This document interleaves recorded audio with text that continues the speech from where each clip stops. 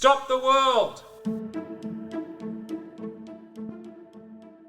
Welcome to Stop the World. I'm David Rowe. And I'm Olivia Nelson.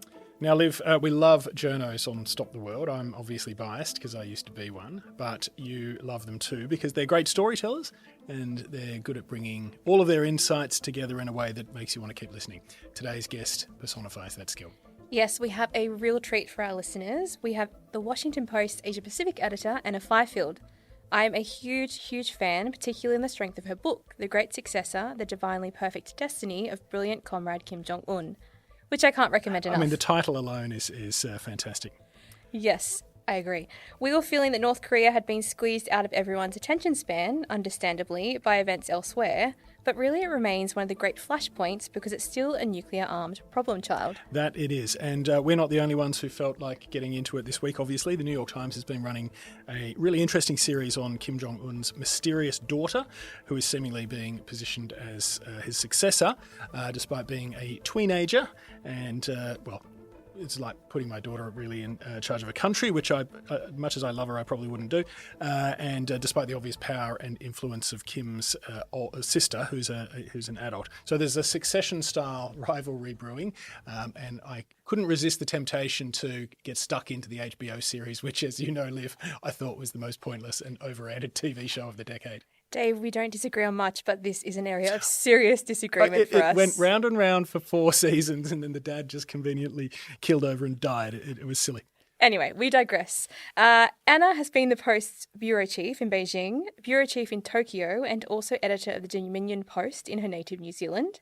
Before that, she worked as a foreign correspondent for your favourite paper, Dave, the Financial Times. Mm-hmm. She is a brilliant journo who spent time in North Korea and really genuinely understands Kim Jong-un's regime like few other people. Yeah, it's one of the more fascinating conversations I've had in a long time. It's such a bizarre regime. It's so dangerous, and it's obviously so destructive for the North Korean people, and Anna's insights really capture the full spectrum of that. So we covered how Kim compares with his father and grandfather, the prospects for a managed succession, as mentioned, North Korea's involvement in Ukraine, its relationships with Russia and China, parallel economies that you have where there's a sort of feeble domestic economy, and then you've got a regime that's sort of with all these global criminal enterprises. Donald Trump's failed negotiations with Kim during his first term, and the lessons for that for the upcoming summit with Vladimir Putin, and of course the sad reality that North Korea is now a consolidated nuclear power, and there doesn't seem to be any way to unwind that. Yeah, that's the situation today. And Anna also shares with us her favourite anecdote about North Korea, so listen out for that. But really, the whole conversation is just packed with colour and insight. We promise you'll enjoy it. Let's hear from Anna. I'm here with Anna Fifield. Anna, thanks for coming on Stop the World. Oh, I'm thrilled to be here, Dave. It's great to have you. So we're going to talk mostly here about North Korea. Despite being a rogue nuclear-armed nation, it's been nudged out of our attention span by all the other crises. So we're going to treat this as a kind of a chance to catch up on it and think about how it fits in with all the other crises. So, Anna, perhaps we can just start with a snapshot of North Korea's strength this time around in the second Trump administration relative to, say, the first Trump administration, which was really the last time it was front and center of the attention on global affairs, in the sense of how strong its military is, how strong its economy is, how strong its relationships with other major dictatorships or disruptive powers around the region. Does Kim have essentially more leverage than ever before? That's the way it looks to a non-expert like myself. What do you think? Yeah, well, as so many times before, North Korea and the Kim regime continues to confound and surprise us. So when we look back to the first Trump administration and the various diplomatic efforts during that period, which led to nothing, when at the end of that, at 2019, when the diplomatic process with Donald Trump fell over, with no result. You would think that North Korea would be in a really weak position. And in fact, in 2020, North Korea did become in a very much weakened, even compared to itself, because it really properly closed its borders to China, to the outside world, with the outbreak of COVID. So this is something, we call it the Hermit Kingdom. North Korea had actually not been that hermetic for some time because they had allowed a lot of trade over that border between North Korea and China. And people to go back and forth, goods to go back and forth. But with the arrival of COVID, they properly shut their borders. There was nothing going over that river border. And so that should have been an existential crisis for North Korea because their decrepit economy relies on that little trickle of trade with the outside world. So it's really surprising, and then through that 4-year period, we knew almost nothing of what was happening inside North Korea. We got almost no news whatsoever other than what the North Koreans told us. So that really should have been yet another existential moment for the Kim regime, where its access to funding, licit and illicit, had dried up, or their ability to get their money back from overseas that they'd earned through whatever means had also dried up. But in fact, we see Kim Jong-un now stronger than ever, despite COVID, despite this enforced Hermit Kingdom period. And that's basically because he really lucked out with Russia's invasion of Ukraine. North Korea has very little that the world wants during normal times, and has very few friends. In this situation, we saw Vladimir Putin left with very few friends after his invasion of Ukraine in 2022, February, and also really hungry for ammunition, for artillery, for troops, for cannon fodder, for want of a better phrase. And what does North Korea have? It has a lot of Soviet compatible old artillery, ammunition, stuff that it can continue to make. It has, people. And we know that Kim Jong-un does not care about the welfare of the people, and he's happy to send them into battle. So suddenly, Kim Jong-un was relevant and needed and in demand in a way like never before. And I think that has given him a lot more confidence on the world stage. He doesn't need to talk to Donald Trump this time around, or the South Koreans, or the Chinese for that matter, because he now has the strategic, comprehensive partnership with Vladimir Putin that really, very few details have come out. They're not exactly forthcoming, these two, but it does seem to be operational. They are both getting something out of that. So Kim Jong-un, despite all the odds, appears to have emerged even stronger than before. And that's why this time around, Donald Trump keeps talking about how he would be willing to talk to Kim Jong-un. We haven't heard a peep out of North Korea on anything like that because they just don't need him in the way they did previously. That's a lovely summary of the trajectory of the last 6 years or so. We'll definitely come back to North Korea, Russia, North Korea, China, and so forth. I just want to concentrate on Kim in a little bit more detail for the moment. As a leader, as a dictator, as a personality, how does he compare with his father and his grandfather who ruled the country before him? Is it a case of similar ambitions, different era? Does he have different qualities to his predecessors? And how do they manifest in terms of the leadership that he imposes on his country and the relations with the rest of the world? Yeah, he has the same aims overall, which is, for the Kim regime to stay in power and to keep enriching themselves. So the overarching goal is definitely the same, but his method is quite different from his father's in particular. His grandfather, Kim Il-sung, was the founding leader of North Korea and was genuinely beloved by North Korean people during that time because it was a period of when North Korea was strong, was relevant during the Cold War, had friends in the communist bloc. But the economy in North Korea was doing better than South Korea's right up till 1975. And so to this day, defectors from North Korea will remember Kim Il-sung relatively fondly, as opposed to his son, Kim Jong-un's father, Kim Jong-il, who was the second Kim in the mix. He presided during quite difficult times. There was this devastating famine, the collapse of the Soviet Union, a whole bunch of events that should have spelled the end of the regime that he somehow managed to survive. But he was a very different kind of leader from his own father in terms of being quite restrained, quite reserved. He only said one sentence in public during his 17 years in power. Yeah. And then... Is that right? I did not know that. That's right. He uttered a phrase, glory to the military kind of thing, at a military parade one time. That is the only time that he spoke in public. Whereas then we had Kim Jong-il come in. There we had Kim Jong-un come in, the least, even I get confused with all the Kims, the least qualified of all. He was 27 years old, no political experience, no military experience, really difficult to see how this young guy could take the reins of this decrepit regime that should have collapsed a long time ago. But against the odds, he did it. And a big part of that was because he tried to literally embody his grandfather, the funny haircut, the horn-rimmed glasses, the suits, the gravelly voice even. This is all reminiscent of Kim Il-sung. And, it shocked North Koreans when they first saw him just how much he looked like his grandfather. And that's all designed to instill legitimacy in him and to say this person is the clear, legitimate successor of this regime. And in many ways, it's worked. But at the same time, he's really been his own person in terms of being quite bold and audacious. Many surprising things he did, like drink Coca-Cola with Dennis Rodman in North Korea.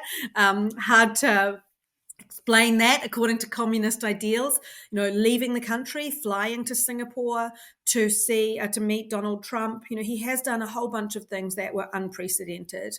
And so he has set out to chart his own path. And then on the military front as well, he's obviously continued the ambitions of his predecessors, but has made much, much more progress in terms of being able to now demonstrate credible missile programs, nuclear detonations, and things to show that they have got a long way to go, but they have been really clearly making progress under the third Kim. Mm-hmm. There are certainly some of the current crop of leaders around the world, both dictators and Democrats, who I wish would only utter one sentence in 17 years, but sadly not. Okay, if you were to use a few adjectives to describe the Kim Jong-un, do you think he's smart? Do you think he's a good strategic thinker? Do you think he's ruthless in an effective way? How effective is he? Yes, all of those things. He is absolutely very smart, very strategic, very ruthless. And I don't say this to flatter him. The proof is the fact that he has been able to keep this regime together, right? Like, it's a pretty hard thing to do in 2011 as a 27-year-old to hold together this regime full of octogenarians who have been helping to run the state, which is close to collapse. But he has managed to do it, in part by the internal management there in North Korea. He took advantage of all the institutional knowledge that was there. His uncle was the money man. There was the propaganda chief, the army chief, all of these people who knew how the system worked. He took advantage of that over the first couple of years in power, set himself up, and then one by one dispatched with all of these people. He had his uncle executed, hauled out of a Politburo meeting. He had his defense minister blown to smithereens with an anti-aircraft gun. He sent a message in the way that he dispatched with these people as well. But again, it's very, like, if you're wanting to send a message to the people who remain in the regime, don't cross me, nobody is safe. Having your uncle executed in that way, having your half-brother assassinated in an airport in Malaysia also sends a real message. So I think he has been ruthless and strategic along the way. And even if we look to the way that he played Donald Trump during Trump's first term, now we see all these leaders around the world, from Japan to Cambodia to Latin America, saying that they will nominate Donald Trump for the Nobel Peace Prize, trying to curry favor. Kim Jong-un is the OG of that, approach. He was the one who sent this comedic-sized letter embossed in gold, flowery language to Donald Trump, flattering him in that first administration. That Donald Trump, that was one of the classified documents that was found at Mar-a-Lago, Right. because Donald Trump was so proud of it. So he really knew how to play Donald Trump at that stage as well and appeal to him and get what he wanted, which was that meeting. His grandfather had wanted that meeting as well with the American president. Kim Jong-un was the one who actually got it, and that bestowed so much legitimacy on him because he went onto the world stage standing shoulder to shoulder with the leader of, the strongest, richest country on earth. So he has been very tactical and strategic in the way he's approached the job of being a 21st century dictator. This might be a question that's almost beside the point, but I mean, obviously you see those ridiculous videos where he's parading in front of his troops and his officials, and they're all clapping their hands so loudly, so hard you worry they're going to break bones in their fingers. But do you have any way of assessing how liked or loved? I mean, you mentioned Kim Il-sung being genuinely loved by the people. Is there any way of assessing the degree of his popularity or unpopularity, and whether the stability of his rule is purely down to ruthlessness, or have people actually sort of embraced him as a leader in any genuine way?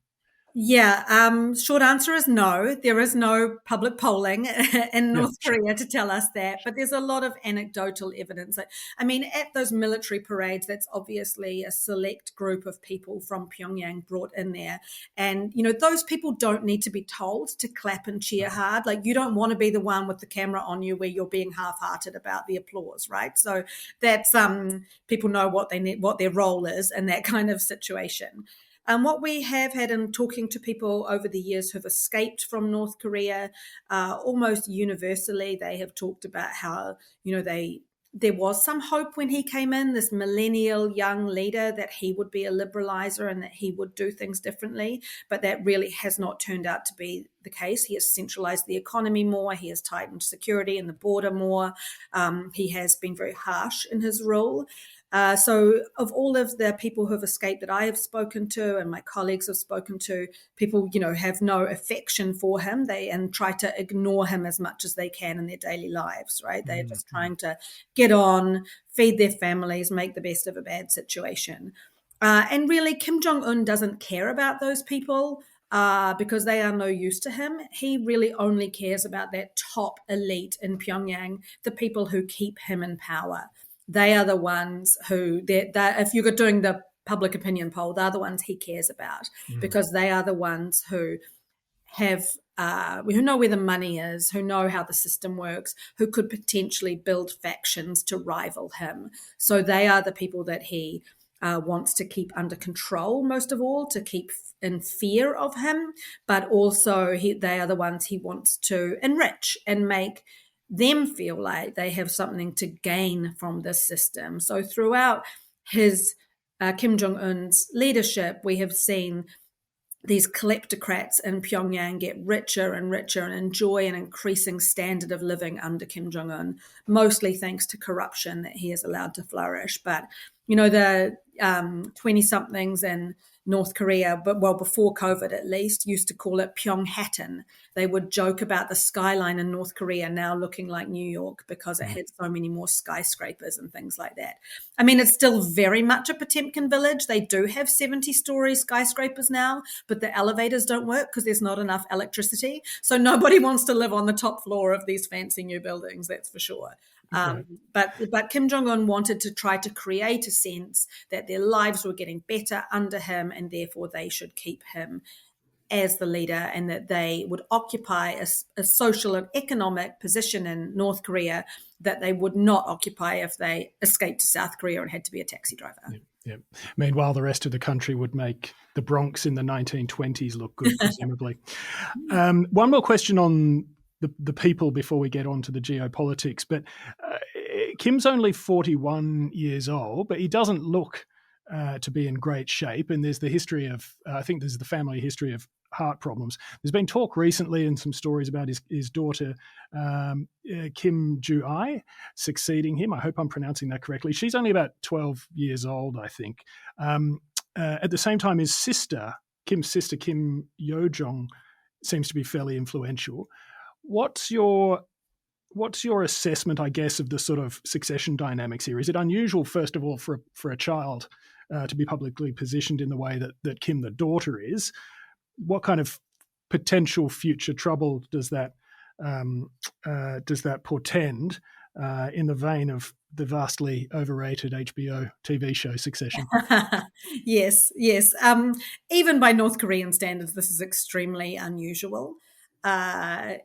This daughter, Kim Joo-a is her name. We know her name because Dennis Rodman held her when she was a baby, and he went to see, he was on the yacht with Kim Jong-un and Wonsan. So this is our source of intelligence on her name. She has never been named in the North Korean media. But she is referred to as Kim's daughter, and recently she has been called a great person of guidance as she's been out and about with her father. So he's clearly positioning her.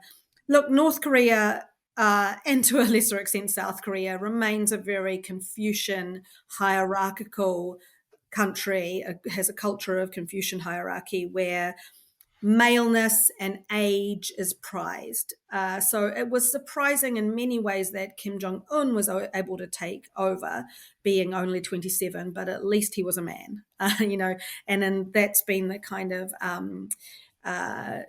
thinking around his sister as well, Kim Yo-jong, as she has risen to prominence over the past decade or so, that it's hard to see how she could take over being a woman and young as well, not even 40 yet. But also there's nobody else. Like, she is clearly the only person in the family, and this is very much run as a family business. The Kims say they have this kind of like godlike blood running through their veins that enables them to lead the country and only them. So it has to be a family member. So Kim Yo-jong had been on the scene. Obviously, she still is there. She is kind of the attack dog who comes out and issues all of these very fierce statements. But she is very much working in the system. Whereas over the past couple of years, we have seen Kim Jong-un take his young daughter with him to a lot of military events in particular. And at the beginning, it seemed like maybe she was going to be the successor. Maybe he's trying to prepare North Korea for this. Now I think there's no doubt that that is exactly what he is trying to do. She is, yes, maybe 12, maybe 13, but she is increasingly prominent in all of these public appearances. She is there when the missiles are launched. She is there at military celebrations, sitting in the front row with her father. She dresses like a 40-year-old rather than a 20-year-old, and she's wearing like leather coats and skirt suits and things that are not typical tweenage attire. And so he is clearly positioning her for that. I think a big part of that is the fact that his own succession was very rushed, whereas the transition from Kim 1 to Kim 2, they laid the foundations over 25 years. The second Kim was steadily elevated through the ranks. Kim Jong-un did not have that same preparation. He was introduced to the public and then installed as leader within a couple of years. Barely 2 years had passed.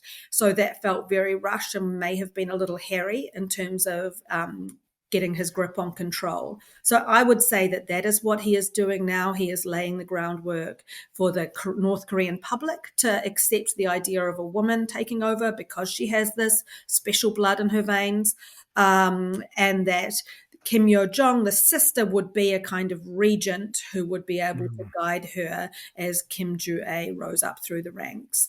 I mean, I've learned a long time ago not to dismiss things as impossible with North Korea. This seems impossible to me.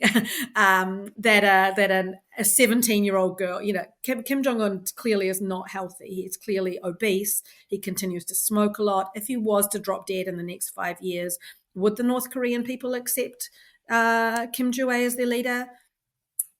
I don't know. I mean, we can't, as with Kim Jong-un, we can never say never. It seems really difficult to understand, but they have a lot of tools at their disposal. to be able to keep people under control in terms of the censorship and the really brutal prison system. You only have to raise your eyebrows at the Kims really to end up in a gulag. So never say never. Fascinating. You talked in your first answer about the benefit that Kim had got from North Korea's involvement in Ukraine and its stepped up relationship with Russia generally. I mean, it's certainly from the outside, it seems to have been a pretty clever play by Kim. As you said, he sends the things that he has in abundance, which is people as cannon fodder and basic ammunition that the Russians have been running short on. In return, he gets military tech. He gets, I suppose, diplomatic credibility, at least in certain circles. He gets money, hard cash by the sound of things, fuel. I think they got a security treaty as well, correct? They do. Yeah. So, I mean, just expand on that a little bit. I mean, you've said basically it was central to the revival of North Korea's and Kim's power and leverage. Just give us a bit more of a sense of just, I suppose, how it's unfolded. And is there, I don't know, I mean, does that just go on in perpetuity for as long as as Russia's war against Ukraine goes on? Yeah, I mean, I guess it depends on how long that does go on. Yeah, Maybe sure. Donald Trump will have solved it all by the end of this week. Who knows? Yeah, I think that it looks to be more than just transactional now. These two seem to have forged something more like an ideological bond around this strategic partnership that they have forged there. And in addition to this, there's been quite a lot of activity. Like Russians are the only foreigners who can enter North Korea at the moment. There's this big water park that he's created. So there's like quite a lot of tourism going on at the same time and people-to-people exchanges in addition to the military stuff. And a lot of Russian oil is also flowing to North Korea, which is also something that North Korea needs. We don't know what is happening with the military cooperation. These two leaders are obviously very secretive, but we do know that, over the years, Russia and the Soviet Union before it made a lot of advances in terms of missile technology, more recently in terms of drone technology, nuclear-powered submarines, and things that they have proven to be able to do and that North Korea would dearly like to do. So it's reasonable to think that this technology and knowledge transfer is part of the deal. We probably won't know until we see proof of that. And it's actually been quite a surprisingly quiet period. And it's the quiet periods that make me most concerned, because we can absolutely believe that North Korea is developing, testing missile technology. Like they've made clear they want hypersonic vehicles, weapons, and drones, and all these other more. Kim Jong-un wants a more developed and more diversified arsenal, and so I think they are probably working away on that. And eventually, we will begin to see launches and tests of these kind of technologies, and probably some of them will fail at the beginning, as they usually do, but they will continue to test and test until they are able to master a lot of this stuff. So I think we should be quite worried about what Russia is teaching North Korea how to do. And then at the same time, I think one of the big questions and the big changes about North Korea is where they're getting the money from. And when we think back, like even 20 years ago, and you'd think like North Korean diplomats used to be caught in Eastern Europe with, boots full of heroin. And there were these super dollars, these counterfeit $100 notes that they could make, which were incredible, undetectable almost. We don't hear any of that kind of stuff anymore because it's all become cyber now. They've trained this incredible army of hackers who are going out there planting malware, ransomware, conducting these enormous cyber thefts or crypto thefts. So there was one, I think, last year where they managed to get their hands on $1.5 billion worth of crypto. So North Korea has found new modern ways to steal money so that it doesn't need to be doing so many of these, piecemeal things like they were before. So between these newfangled technologies that they've got to make money and the technology and know-how that they're getting from North Korea, I think they're probably feeling like they're in quite a good position.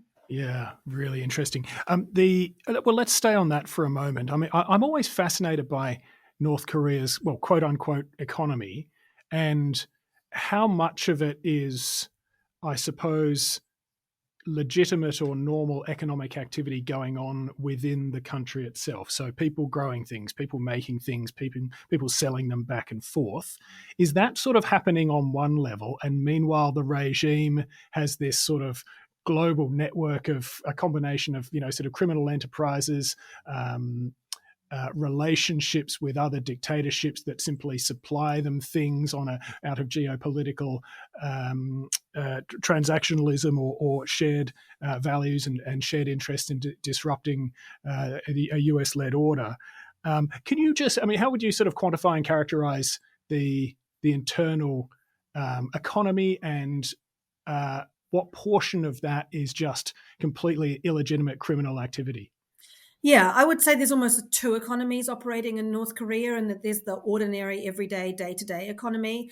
The official state economy doesn't really work anymore. There are still shoe factories, but with no energy and no raw inputs. They can't make shoes and things like that. So people don't really they still have to go to work in many cases, but that is not their source of income. There's still this unofficial trading economy that takes place, often through the markets, often run by women, because they are not required to go to their workplace like the men are. And so that economy was flourishing before COVID, and that Kim Jong-un had allowed that kind of grey market economy to thrive, because that was the way for ordinary people to make ends meet. And so there were various kind of ways that people would, like people in the border regions, would bribe their way across the river, go to China, buy secondhand clothes or washing machines or rice cookers or what have you, or DVDs, and bring them back into North Korea. And that would kind of be the lifeblood of the economy as that was sold in the markets. And meanwhile, you had, women cutting hair or making tofu, or you're producing on a low level to make ends meet. And the regime turned a blind eye to all of that stuff, because it knew that that's how they could just, like, it would let out steam out of the, people wouldn't be angry about not being able to eat. They could feed themselves. So that was existing until, and the big question about this is what happened on the border when COVID came and that border was shut down, and that kind of seed money that would come in from China all dried up. It has become much, much more difficult for people to trade. They can only really trade in the things that they have or they can make in North Korea, not so much in terms of imports coming in from China. So that's a big stress on ordinary people. And then there's the regime economy. And so we've seen that Kim Jong-un and his family have continued to flourish despite the COVID closures. He's still getting the latest model Mercedes-Benz delivered to him somehow in North Korea. His 12-year-old daughter is wearing what appears, according to experts, not me, to be Christian Dior and Gucci outfits there in North Korea. So the family continues to prosper. They are clearly still getting the money and the goods that they need to run the missile program and to pursue their military aims. But it's difficult to tell how they are doing that. A lot of the money will be stolen, as I said before, in terms of the crypto assets or other scams that they've come up with to get money. So they continue, and that's what Kim Jong-un really cares about, right? He wants his family and his cronies to continue to feel rich and prosper. And so he has prioritized that for sure over the way that the ordinary people live. Big question in all of this is how China is viewing North Korea's direction at the moment. How would you describe the trajectory, or how has the North Korea-China relationship been tracking recently, and what impact has the closeness between North Korea and Russia had? Is China worried about that? Are they happy about it? What do you think?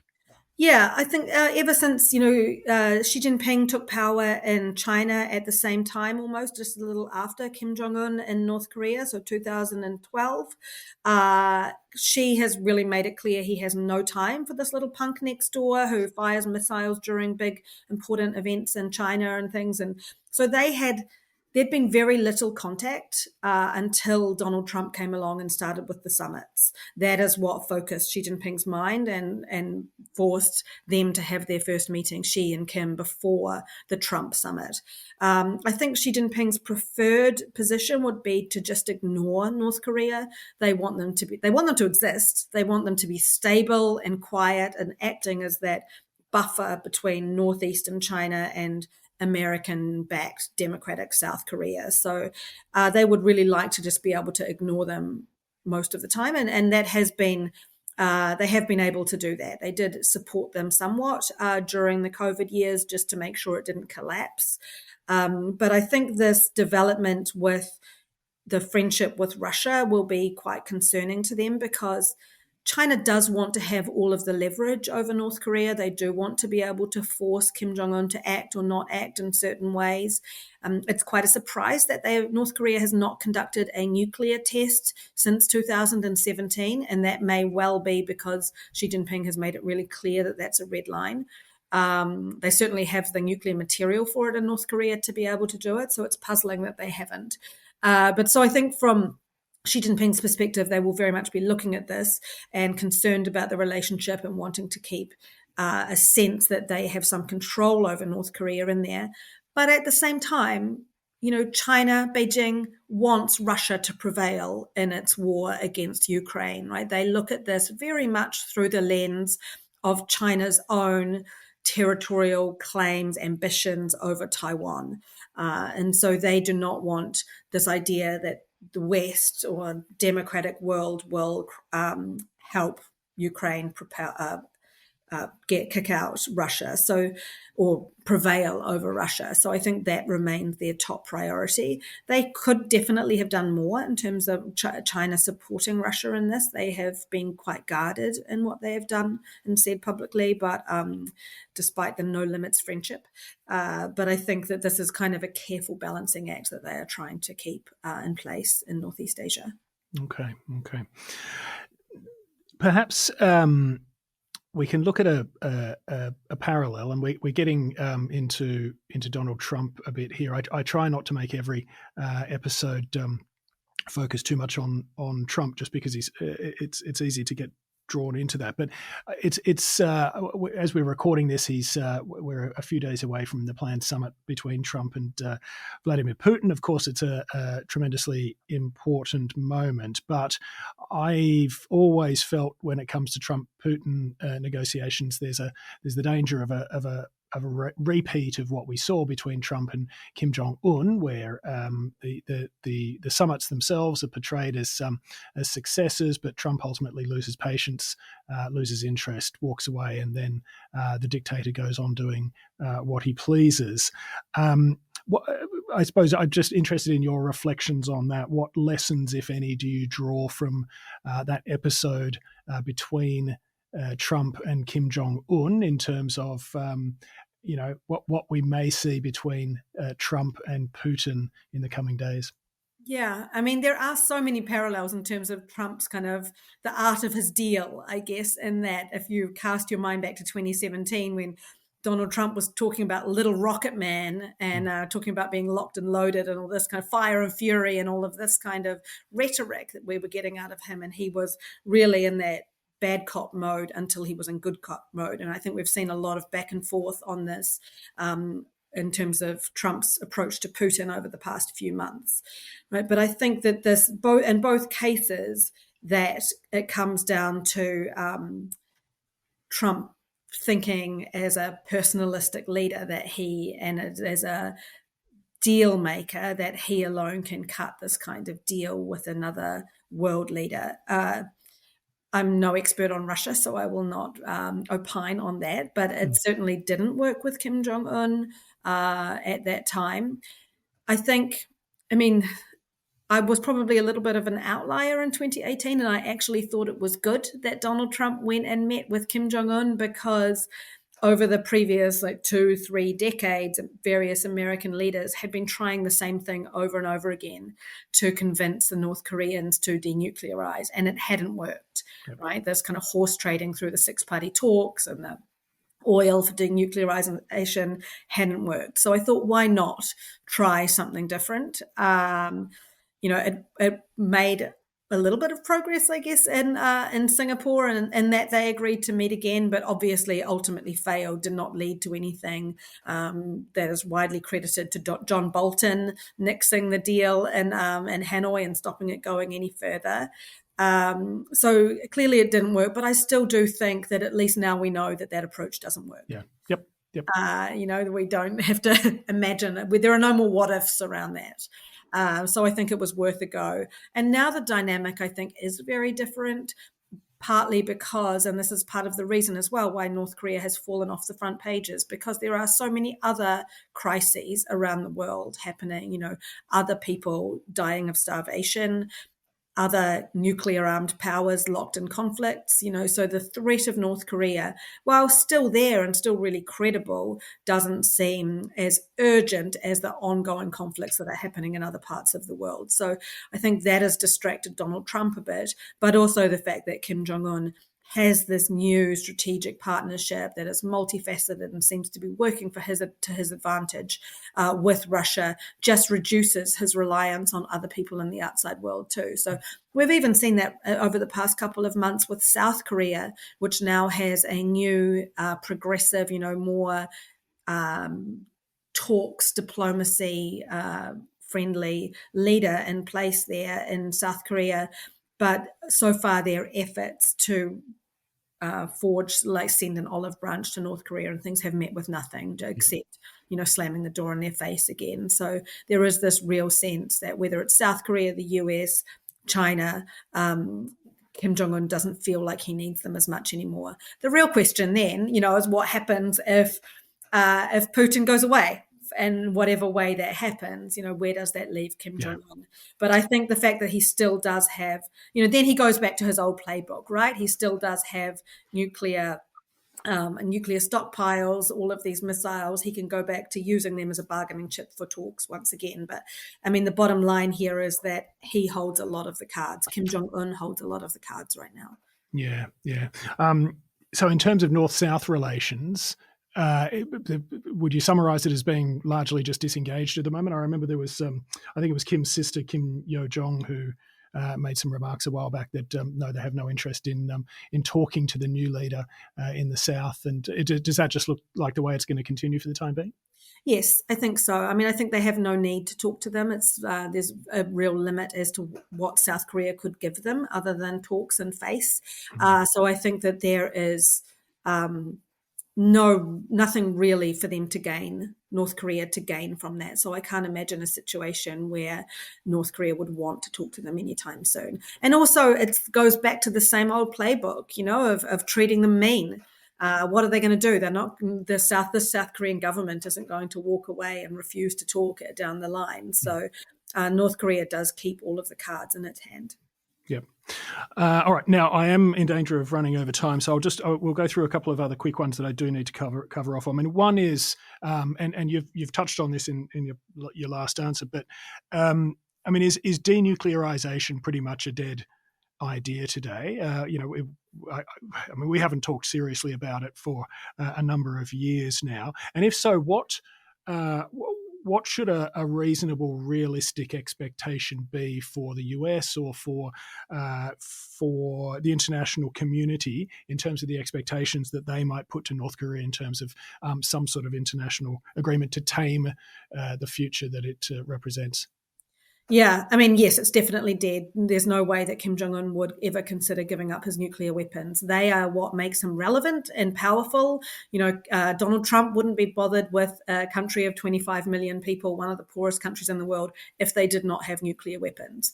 And the fact that, that relates to the first term, of course, but the fact that Kim Jong-un, he rose to power just after Muammar Gaddafi was pulled out of, a drain in Libya, and now looks at how Ukraine has been invaded and is, doing pretty well, but has not been able to prevail in that war. Both of these countries are ones that gave up their nuclear weapons, right? So why would North Korea ever give up their nuclear stockpiles? that is what makes them relevant, and that's what serves as a deterrent. So I think now, I mean, even if countries don't say it out loud, I think there is an acknowledgement that North Korea is a nuclear state and will remain one for the foreseeable future, and that all of the emphasis is on containment, deterrence, not letting them, the three no's the US called it, what, no more, no exporting, something, I can't remember the three now, but that they, as long as they don't use this in an offensive way, I think the world will just have to live with it. So managing it as a nuclear power, basically. Correct. Yeah. All right. Look, one last one, and it's a sort of a quirky one. I won't say lighthearted because it might not be, but you've written a book about North Korea. You've spent time there. Give us an anecdote that you feel would best sum up the country, the regime, and just the life there in North Korea. Yeah, I think the stories about Pyongyang are the ones that are emblematic of North Korea today, because in the last time I went to North Korea, it was in 2016. The North Koreans have not let me back in since then, and actually I wouldn't go anymore. I imagine why. Yeah, but when I arrived after not having been for a few years and arrived into Kim Jong-un's North Korea, it did look impressive. That he has obviously poured a lot of money into Pyongyang, where the elite live, and there are buildings. There is a German restaurant and a pizza parlor, and the young people can go and do yoga and things like this. But it looks like it's getting better and looks like people have a better standard of living, but it is still very much a facade. Like when you get up close to those buildings, you see the tiles are already falling off. Yeah, there is not enough electricity to power the lift or pump the water up to the upper floors. It's still decrepit on the inside, even though it's had a facelift on the outside. So that's how I kind of think about North Korea, and that we shouldn't be fooled by the facade that Kim Jong-un has put up. And that's the capital, right? So God knows what's happening in the rest of the country. Yeah, that's right. Yeah. All right. Look, Anna, I have to say that's been one of the most informative conversations I've had this year. It was really, really interesting, and I've learnt a lot. So thank you so much for coming on Stop the World. Oh, thank you so much for having me. I appreciate it. Thanks for listening to Stop the World. That's all we have time for today, folks. We'll be back with another episode soon.